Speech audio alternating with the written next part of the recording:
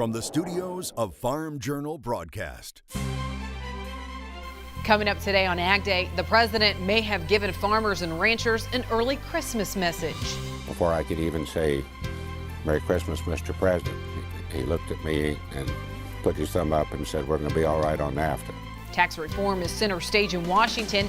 Differences between the House and Senate still need to be worked out. One of the proposals in the House is that bonus depreciation is going to ramp up to 100% for new and used equipment. Tax planning tips you can start now. In agribusiness, for farmers looking for an early Christmas gift, don't bank on Tuesday's USDA report. They won't make any changes to production. They're going to leave that till January when it's the final production report. And a North Dakota family enjoying the heritage music of generations past. AgDay, presented by the Chevy Silverado. High-strength steel for high-strength dependability.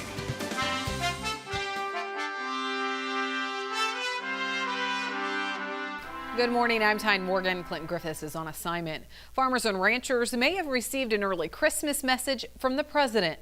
NAFTA will survive. Senate Agriculture Committee Chairman appearing on C-SPAN this weekend. He described agriculture as being in a bad patch with low prices for 3 years. Now, when asked about NAFTA, Senator Pat Roberts said with so many things out of agriculture's control, the one thing the administration can control is a robust trade policy, and that's needed to give U.S. farmers and ranchers predictability and stability. But the senator says he does remain optimistic a deal can be made. I just met with the president at the Christmas party at the White House. I was one of the last ones. Before I could even say, "Merry Christmas, Mr. President," he looked at me and put his thumb up and said, "We're going to be all right on NAFTA."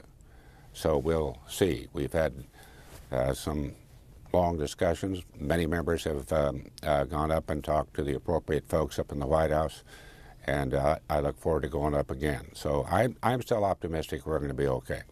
Now, the next round of NAFTA negotiations are slated to take place January 23rd through the 28th in Montreal, Canada. Well, the president's agenda for 2017 is still in play, and at the top of the docket, tax reform. Farm Journal Washington correspondent Jim Wiesmeyer telling AgDay that despite there only being 3 official working days left for the House and 4 within the Senate, legislators will stay in Washington until tax reform gets approved. Now, conference on the bills does kick off on Wednesday. I think it's a good bill. Is it the best bill possible? No, it's the best possible bill. The senator admits the GOP has done a bad job of selling the bill, saying once more people understand what's in it, he thinks views will change. But with uncertainty surrounding how tax reform will play out, Farm CPA Paul Neiffer has tips for planning for the upcoming tax season. As the calendar pushes toward the end of 2017, farmers are assessing year-end. Farm CPA Paul Neiffer says for farmers starting to work on their taxes, there are 5 things to keep in mind this tax season, especially for ones who saw better than expected yields. They really should be looking at taking advantage of some deferred payment contracts where they're actually selling the grain now, because they don't have storage. They're selling the grain, but roll that cash delivery or the cash that they get into 2018. That gives an option. If rates go down, we'll still tax it in 18. If rates stay the same and we got some offsetting deductions in 17, we'll bring it back into 17. That's always a good recommendation. But with lower grain prices, not everyone is in that camp. Let's say that you're a farmer and you actually need to increase your income. There's multiple ways. We can capitalize fertilizer, we can capitalize your repairs, because in today's environment, sometimes you actually want to pay a little bit of tax even if times are bad. So you want to definitely be able to take advantage of those if you can. Neiffer says bonus depreciation could be modified if tax reform survives in Washington, and that could have implications for those looking to buy equipment. It potentially is, because one of the proposals in the House is that bonus depreciation is going to ramp up to 100% for new and used equipment. Now, bonus is usually on new only, but if it's on used equipment and you can find good equipment at a good price and it's for anything purchased after September 27th of this year. Neiffer says farmers are often hesitant on what accounting method to use, but he says when looking at cash versus accrual, the accrual method is king. I think the other thing, since I am the past president of the Farm Financial Standards Board, I think it's very important for our farmers, not just strictly from a tax standpoint, but from a management standpoint. They should keep very accurate records on the accrual method. The tax laws allow them to be on the cash method, But from a management standpoint, the accrual method is going to give a much truer picture of whether they're making money or not, and they can still use the cash method for their tax return. Niefer says that's especially true for farmers who have kicked crop sales into the following year. Accrual simply gives farmers a more accurate picture of where they stand financially on the year. Speaking of planning for next year, Bayer plans on closing its buyout of Monsanto by early 2018, but the mega merger isn't a done deal. The fate of the deal is now murky, and it could be the European Union standing in the way. Bloomberg reporting EU regulators are looking very carefully at competition concerns if the two companies become one. The EU antitrust regulator is set to release a statement to Bayer Ag with potential reasons for the EU to block the mega merger. It's a $66 billion takeover bid that's been in the works since September of 2016. The regulators are worried about implications the merger would have on seed prices and availability. That's after Bayer announced it's selling its U.S. business to BASF in order to clear the path for the merger to go through. Now, Monsanto says it can't comment at this time, while a Bayer spokesman told AgDay that Bayer continues to work with necessary regulatory parties, including the EU, toward a successful close of the acquisition of Monsanto in early 2018.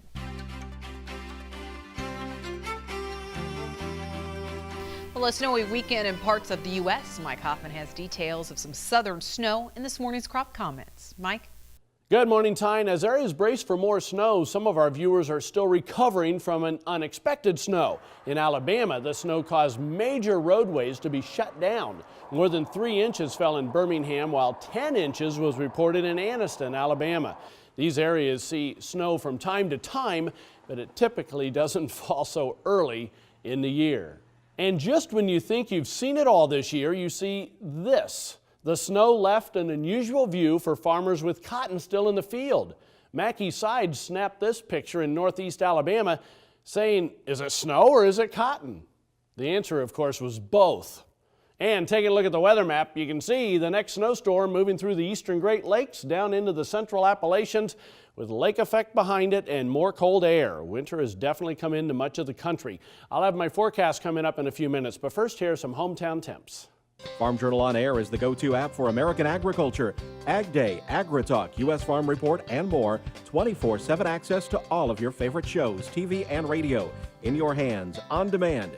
Farm Journal On Air. Download the app today. The Ag Department is set to release its monthly supply and demand figures for grains. Should you expect fireworks? That's agribusiness. And will the Fed hike interest rates this week as the country's economy gains strength? And meet a North Dakota family who plays the kind of music that would make Lawrence Welk proud. Young and old alike from this musical group enjoy what was once known as champagne music. AgDay, brought to you by Credenz soybean seed from Bayer, designed using smart genetics with tailored varieties to fit any field condition. Receive a free trial of the Daily Grain Plan newsletter from Roach Ag Marketing. Text Roach to 31313. Start your subscription today by texting Roach to 31313. In agribusiness, the Federal Reserve to kick off its last meeting of the year on Tuesday, and it will likely be the last time Janet Yellen will oversee the meeting as chairwoman.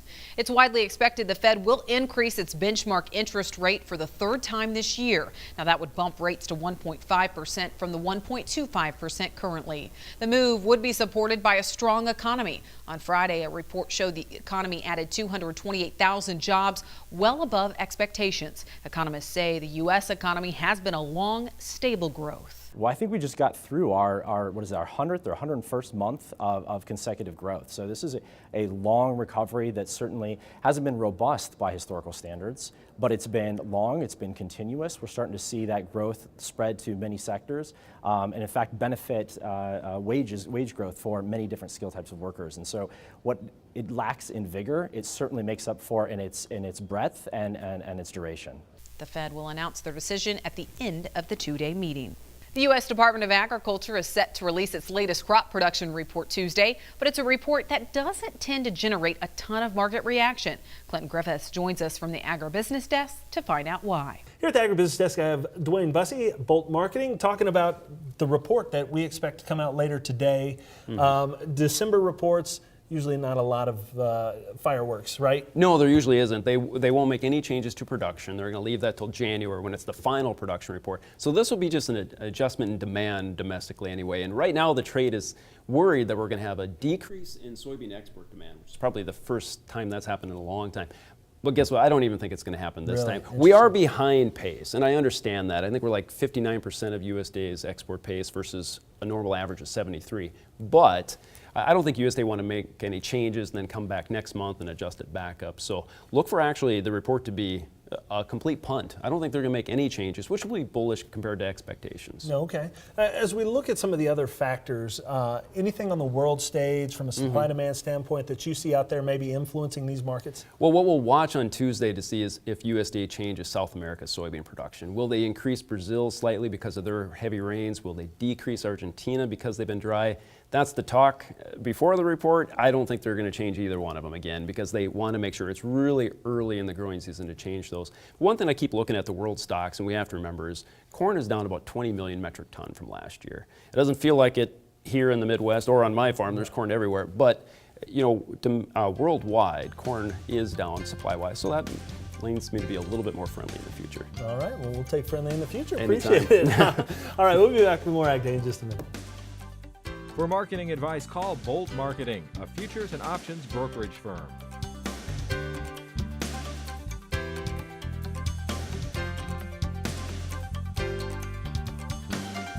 AgDay, brought to you by the Enlist Weed Control System.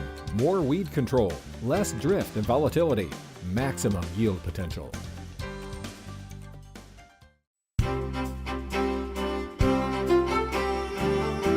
Welcome back. Time now to check weather with meteorologist Mike Hoffman. Mike, I have a 3- and a 2-year-old at home, and the 3-year-old is convinced Elsa has come and she is here to stay with all this snow on the ground. Yeah, will it stick around for Christmas? That's the big question in a lot of these areas. Down south, the answer is no. But farther north, you do have a chance. There's the map this morning. And obviously the big feature on the map this morning is the low pressure system in the eastern Great Lakes. Lots of snow with this, but also a whole bunch of lake effect behind it. East of Lake Michigan, downwind from Lake Superior, and of course that will continue farther east into the Great Lakes. And once again, there's snow down into parts of the south anyway, eastern Tennessee. Seeing a little bit of the white stuff. Dry conditions though back to the west, high pressure over the west. Just holding its ground, keeping everything pretty much offshore. You might see a few clouds and maybe a shower or two coming in to the far Pacific Northwest with a weak little system that I didn't even show on the map there because it's really not going to amount to too much. By later today, you can see the low pressure system in the northern New York state. Lake effect snow behind it, some snow out ahead of it. Most of the rain is gone. Cold front into south central Florida. And then as we head through tonight and into tomorrow morning, another quick little moving system moving into the upper Midwest with some snow and a mixed bag of precipitation just behind it in parts of Minnesota.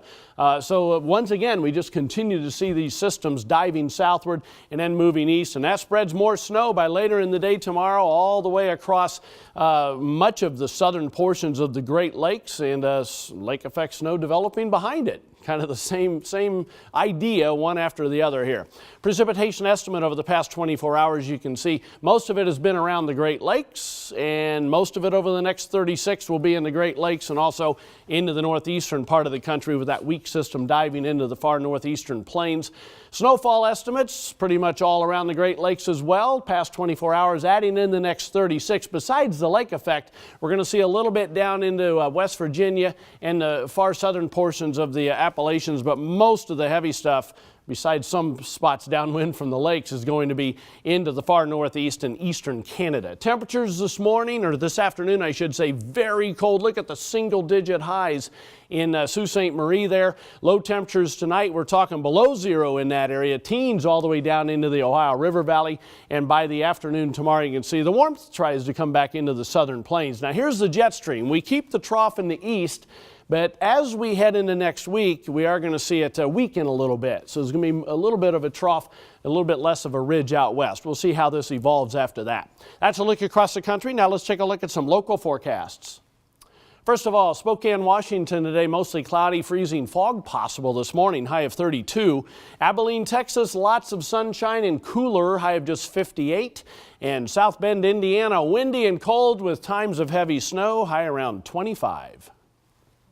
Up next, the Farm Journal Milk Team joins us with an important deadline for milk producers. And strike up the band with everybody's favorite music, the accordion. Meet 3 generations of musicians squeezing out a lot of rhythm and joy. AgDay, brought to you by Liberty Herbicide, the simply better solution for superior weed control and a stronger yield.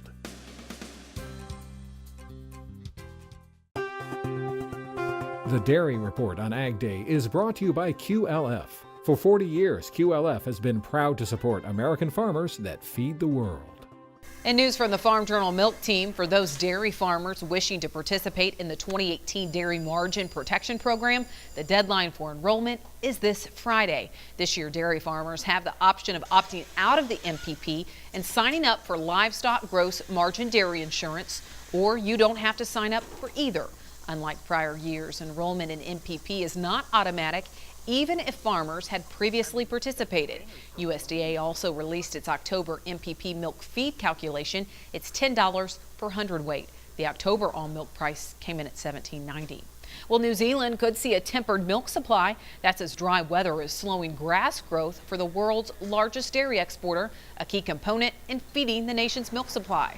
While it's unknown the extent of possible damage, economists say it could create a tighter than expected milk supply while creating more demand for U.S. dairy exports. Up next, meet a family that's keeping German folk music alive and well for 3 generations. And the country is next.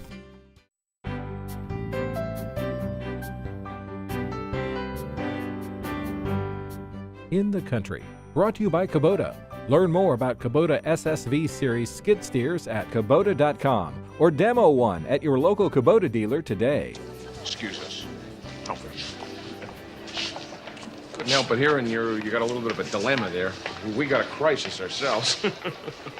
Allow me to introduce myself. Gus Polinsky. How are you? Polka King of the Midwest. Well, perhaps you just watched the Christmas movie Home Alone. I just love that scene where John Candy introduces himself as the Polka King of the Midwest. Well, while he may be the make-believe king of polka, we found a family in North Dakota that you could argue is the king, queen, prince, and princess of polka. Cliff Naylor has more on the German folk music and the 3 generations of the Emter family who love it so.